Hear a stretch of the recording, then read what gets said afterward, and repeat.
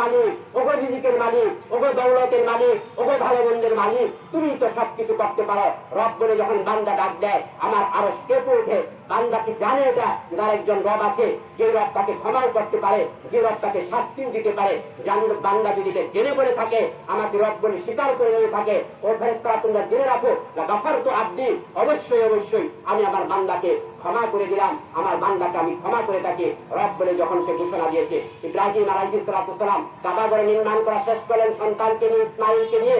এরপর ইব্রাহিম আলাইহিস সালামের উপরে দ্বিতীয় ঘোষণা আসলো, ইব্রাহিম আপনি এই ঘর তওয়াফ করার জন্য মানুষের কাছে আজকের এখান থেকে আপনি এলান করে দেন, আপনি ঘোষণা দেন, আপনি আযান দেন, মানুষের মধ্যে আপনি আযান দিতে থাকেন। ওয়া আযযিন ফিন-নাসি বিল-হাজ্জি ইয়াতুকা রিজালান ওয়া আলা কুল্লি দামিরিন ইয়াতিনা মিন কুল্লি ফাজ্জিন আমিক। এই ঘোষণা এসে গেল সূরা হজের ঘোষণা। ইব্রাহিম আলাইহিস সালাম আপনি যেহেতু কাবাঘর বানালেন, এবার আপনার মিশন হলো, আপনার দায়িত্ব হলো, আপনি মানুষকে, দুনিয়ার জগৎবাসীর মানুষকে ঘোষণা দিয়ে দেন তারা যেন এই ঘর জিয়ারত করতে আসে, তারা যেন এই ঘর তওয়াফ করতে আসে।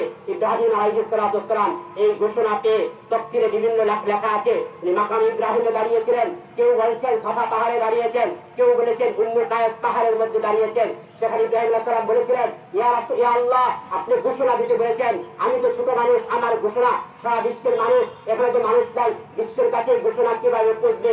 আল্লাহ বললেন নাদি ওয়া আলাইনাল বালাগ, ঘোষণা দেওয়ার দায়িত্ব আপনার, মানুষের কর্ণ কহরে কিভাবে তার কাছে পৌঁছাতে হবে সেই দায়িত্ব আমি আল্লাহ, তার কাছে আপনার আওয়াজকে আমি পৌঁছে দেব সেই দায়িত্ব আমার। ইব্রাহিম আলাইহিস সালাম পাহাড়ের উপর উঠে মাকামে মাহমুদে উঠে ঘোষণা করেছেন, ইয়া আইয়ুহান নাস, ও জগতের মানুষ শুনো, ইয়া আইয়ুহান নাস, ও জগতের মানুষ শুনো, কুতিবা আলাইকুমুল হজ, তোমাদের উপর হজ ফরজ করা হয়েছে।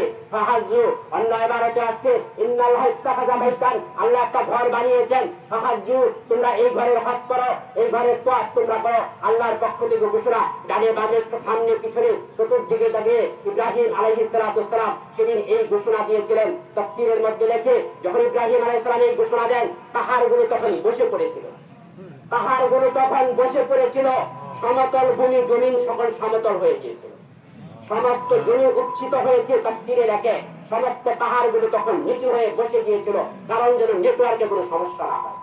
সেদিনকার আজকের নেটওয়ার্ক, পাহাড়ের উপরে যাবেন সেখানে নেটওয়ার্ক কাজ করে না, আমাদের মোবাইল নেটওয়ার্ক কাজ করে না যদি সেখানে টাওয়ার না থাকে।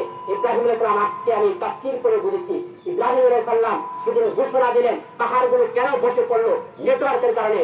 আল্লাহ সুবহানাহু ওয়া তাআলা ইব্রাহিম আলাইহিস সালামের সেই আওয়াজকে পৌঁছিয়েছেন কর্ণ পাহাড়ে। কোথায় পৌঁছিয়েছেন? তাফসীর দেখে যে আরহামিল উম্মাহাত, মায়ের রেহেমের মধ্যে যারা ছিল তাদের কাছে পৌঁছিয়েছেন। ওয়া আসলাবিল আবা, বাবার পৃষ্ঠদেশে যারা ছিল, সন্তান জন্মগ্রহণ করে বাবার পিঠ থেকে, সন্তান জন্মগ্রহণ করে মায়ের রেহেম থেকে। আল্লাহ সুবহানাহু ওয়া তাআলা ইব্রাহিম আলাইহিস সালামের সেই আওয়াজ, সেই আযান, সেই হজের ঘোষণা মায়ের রেহেমের মধ্যে বাবার পৃষ্ঠদেশে ঘোষণা সে পৌঁছে দিয়েছিলেন। সেদিন যারা লাব্বাইক বলেছিল, লাব্বাইক বলেছিল, তারা জীবনে একদিন হজ না করে, উমরা না করে আল্লাহ তাদেরকে মওত দিবেন।